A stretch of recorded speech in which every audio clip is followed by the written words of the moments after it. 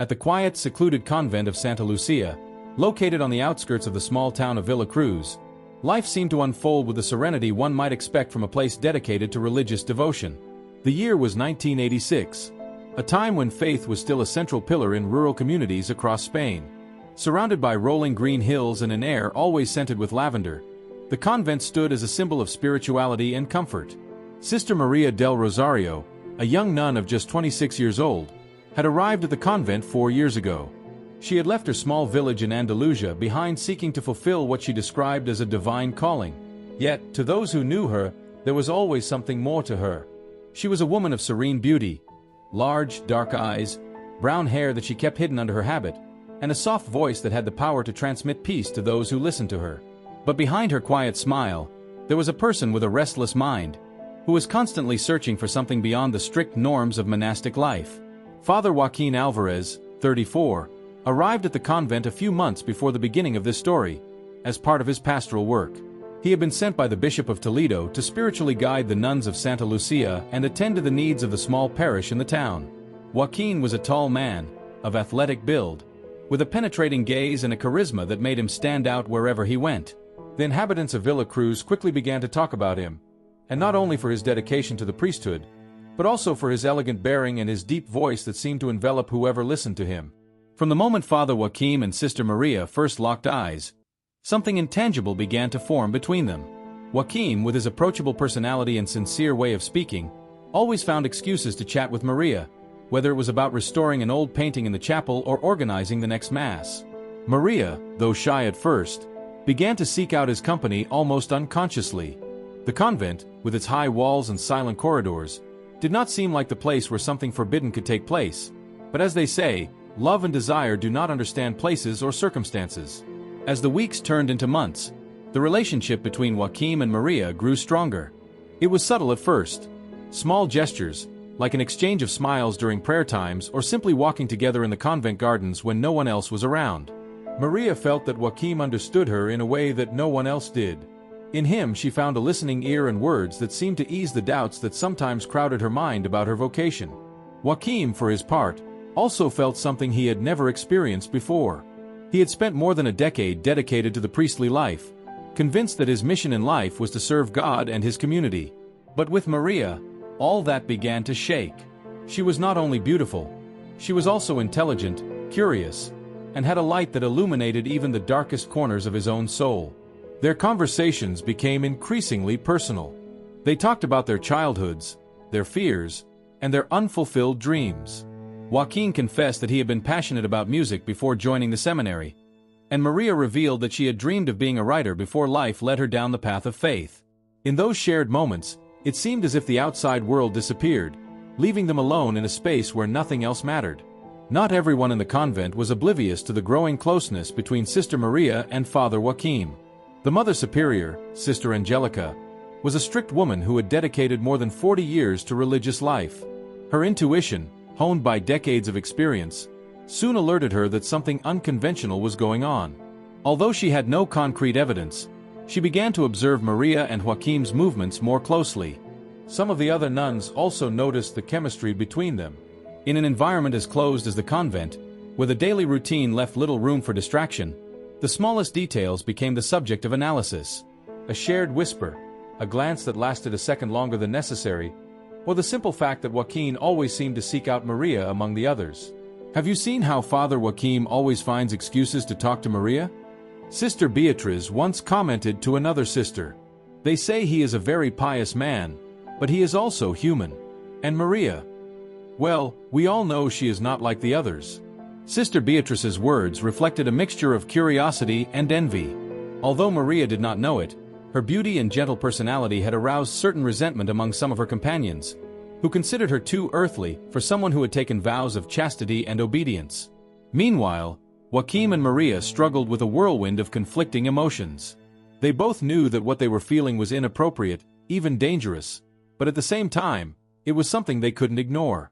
Joaquin spent entire nights in his small room, praying and asking God to help him overcome this temptation. But every time he saw Maria, all his resolutions seemed to crumble. Maria tried to get away from him too, but every time she did, she felt an emptiness she couldn't explain. She found herself caught between her desire to be faithful to her vows and the overwhelming feeling that Joachim aroused in her. On more than one occasion, she found herself imagining a different future, one in which she wasn't limited by the rigid rules of the convent. The high point of this stage came one spring afternoon, when Joachim and Maria found themselves alone in the convent library. While they were talking about a book of mystical poetry that Joachim had brought to share with her, their hands accidentally brushed against each other. It was a brief, almost insignificant contact, but for both of them it was as if the world had stopped. Maria immediately pulled her hand away, blushing, while Joachim stared at her in silence. Neither of them said a word, but in that instant, they both knew they had crossed a line, even if it was only in their hearts. The relationship between Sister Maria and Father Joachim was on the edge of a precipice. What had begun as a seemingly innocent connection was turning into something that threatened to consume them completely. Although they had not yet acted on their feelings, the weight of what was forbidden was beginning to fall upon them like an ever darker shadow. At the convent of Santa Lucia, the silence and tranquility that once defined its atmosphere seemed to be disappearing, replaced by invisible tensions and murmurs that began to spread between the walls. The spark was lit. It was only a matter of time before the fire broke out. The spring of 1986 marked an irreversible change at the convent of Santa Lucia. The spark that had sparked between Sister Maria and Father Joachim would soon turn into a fire that would burn not only their souls, but also the strict rules that governed their lives. In the months that followed their meeting in the library, both tried to ignore what they felt, but it was like trying to blow out a storm. On May 7, 1986, a date that would never be forgotten in the annals of St. Lucia, something happened that marked a before and after in her history. That afternoon, a strong storm broke over Villa Cruz. The gray skies closed in on the convent, and the nuns, accustomed to isolation, took refuge in their cells to pray. Maria, however, decided to stay in the chapel, where she felt closer to God when doubts and fears haunted her. Joachim was also in the chapel, reviewing the sermons he would give on Sunday. As he saw Maria enter, his heart skipped a beat, as if the universe had conspired to leave them alone. As the rumble of thunder filled the air, the two exchanged glances that said more than words could ever express. "Father Joachim, you shouldn't be here at this hour," Maria said, her voice trying to sound firm but trembling slightly.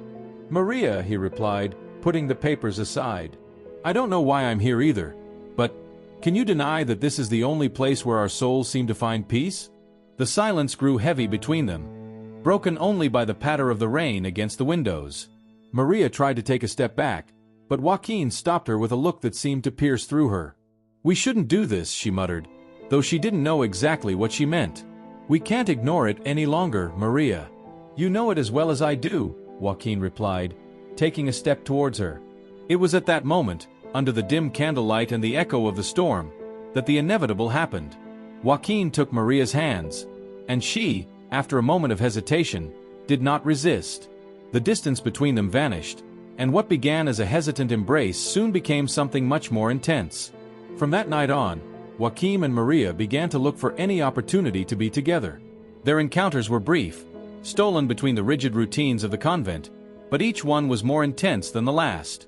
In the early hours of the morning, when the rest of the nuns were asleep, Joachim would sneak through the corridors to meet Maria in the sacristy or in a secluded corner of the garden. The love they shared was passionate and desperate, marked by the constant threat of discovery. Yet neither of them could stop themselves. Joachim justified his actions by convincing himself that what he felt for Mary was something purer than simple desire. It was, he believed, a love that God could not condemn, even if the world did. Maria, for her part, lived with a mixture of ecstasy and guilt. She had spent her entire life believing that her destiny was to serve God, but now she felt that Joachim was her true reason for existing. However, she could not ignore the shadow of sin that seemed to follow her at every step. Every time she knelt in the confessional, the words would get stuck in her throat, unable to confess what she was doing. Meanwhile, in the convent, suspicions about the closeness between Joachim and Maria grew every day. The Mother Superior began to keep a close eye on them, observing their movements and asking the other nuns if they had noticed anything strange. It was Sister Beatrice who, in her eagerness to win the Mother Superior's favor, decided to spy on Maria. One evening, Beatrice saw them together in the garden. Although she could not hear what they were saying, the way Joachim touched Maria's face left no room for doubt. The next morning, Beatrice went straight to the Mother Superior and told her what she had seen. Although Angelica tried to remain calm, The anger was clearly reflected on her face. "This cannot be allowed," said the Mother Superior, clenching her fists. "If what you say is true, they have not only betrayed their vows, but also the sanctity of this convent." On June 15, 1986, as the nuns gathered for morning prayer, the Mother Superior made the decision to confront Maria and Joachim. She surprised everyone by ordering Maria to stay behind after the prayer. With a cold, authoritative voice, Angelica confronted her. "What have you been doing with Father Joachim?" he asked, his eyes locked with Maria's. Maria tried to deny it, but the words of the Mother Superior disarmed her. "Do not lie. We have eyes in this convent, and your actions have tarnished the name of Saint Lucy." Before Maria could answer, Joachim entered the room, apparently attracted by the heated tone of the conversation. Seeing Maria on the verge of tears and the Mother Superior with an accusatory look, he understood that the secret had been discovered. "If anyone is to blame, it's me," Joachim said, stepping forward. "She didn't ask for this. It was my weakness that led us down this path." The situation became untenable. Joachim knew that his presence in the convent would only make things worse for Maria. That same night, he proposed something unthinkable. They could run away together and leave religious life behind. They could go to a place where no one knew them and start over. Maria, although tempted, knew that doing so would be an even greater sin. But before she could make a decision, the other nuns intervened. When they heard of the situation, many of them, filled with rage and envy, joined together to ensure that Maria paid for what they considered an unforgivable betrayal. While Joachim made preparations for his escape, the nuns, led by Sister Beatrice, began to hatch their own plan. The love between Maria and Joachim had reached its most critical point. Although they had sworn to protect each other, the forces against them were becoming increasingly powerful. Joachim was willing to give up everything for her, but Maria knew that the price of their love was too high. The gathering storm wasn't just figurative. It was a real tragedy in the making, and none of them were prepared for what was to come. The dawn of June 18, 1986 marked the beginning of the end. The convent of Santa Lucia, which had once been a refuge of peace and spirituality, had become a hotbed of tension and suspicion. While Joachim was finalizing the details for his escape, naively believing that he still had time, fate was preparing to take a macabre turn. Through the walls of the convent, the murmurs soon reached the ears of the Mother Superior. Sister Beatrice, who never let a detail slip by, happened to overhear a conversation between Joachim and Maria in which the possibility of running away together was mentioned. Filled with indignation and resentment, she immediately informed Angelica. "Mother, they plan to escape tonight. If we don't act now, they will have made a fool of God and of us," said Beatrice, in a tone that mixed concern and an unhealthy satisfaction. The Mother Superior, now convinced that drastic measures were necessary, gathered the nuns together in the main hall. There, in the dim light and surrounded by tense faces, she declared that Maria must be punished, not only for her sin, but to serve as an example of the price of betraying sacred vows. That same night, as Joachim waited for Maria near the back door of the convent, a group of nuns led by Angelica burst into the young woman's cell. Shocked and terrified, Maria barely had time to react before the nuns restrained her and took her to the chapel. Candles, lit in a ritual circle, cast eerie shadows on the walls. What was meant to be a place of prayer now felt like a punishment court. "You have betrayed the trust of God, of this convent, and of your sisters. You have put your desires above your faith, and now you must atone for your sins," Angelica proclaimed in a voice filled with severity. Maria, still terrified but determined, tried to defend herself. "It wasn't just desire. What I feel for Joachim is love. How can something be so bad if it comes from the heart?" Her words only infuriated the nuns, especially those who secretly envied the connection that Joachim and Mary shared. In their minds, she had not only violated her vows, but she had also dared to obtain something that they themselves had sacrificed long ago. The decision was swift and ruthless. Inspired by biblical passages that spoke of sacrifice and redemption, the nuns decided that Mary must pay for her sins in a way that reflected Christ's suffering. Without giving Joachim time to rescue her, Mary was tied to a makeshift wooden cross, placed in the center of the chapel. The Mother Superior oversaw everything with an impassive gaze, justifying the act as a ritual of atonement. As Mary, terrified but resigned, looked at her sisters with a mixture of pain and bewilderment, the nuns began to recite psalms of penance. It was a surreal scene, charged with symbolism and madness. The echo of their chants resonated off the stone walls, while Mary, nailed to the cross, murmured prayers under her breath. Joaquin, realizing that Maria had not arrived at the place where they had agreed to meet, decided to return to the convent. As he crept in, he heard chanting coming from the chapel. His instinct told him that something terrible was happening. As he approached, his heart stopped as he saw what had happened. Maria, still conscious, looked at him with tears in her eyes. "Joaquin, don't leave me. I don't blame you for any of this," she managed to say in a weak voice. Joaquin, full of fury and despair, tried to free her, but the nuns surrounded him, preventing him from advancing. "You cannot save her, Father. This is her destiny. This is how she will redeem her soul," Angelica told him with a coldness that froze his blood. Filled with helplessness, Joaquin fell to his knees, begging them to stop this act of cruelty. But his pleas were ignored. In a last desperate attempt, he promised God that he would give up everything if they would allow him to save her. However, the nuns, blinded by their fervor and envy, did not give in. Maria died that night in the convent chapel, not from physical wounds, but from the weight of grief and betrayal from those she considered her sisters. Joaquin, unable to bear the guilt and loss, fled Santa Lucia at dawn. It was said that he wandered through nearby villages for days, until he finally disappeared without a trace. The convent, forever marked by that dark episode, fell into oblivion over time. The nuns, unable to bear the weight of their actions, began to abandon Santa Lucia one by one.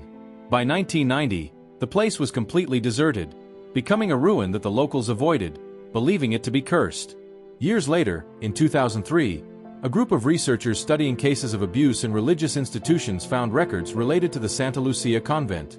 Among them were letters written by the Mother Superior in which she partially admitted what had happened, although she justified it as an act of divine justice.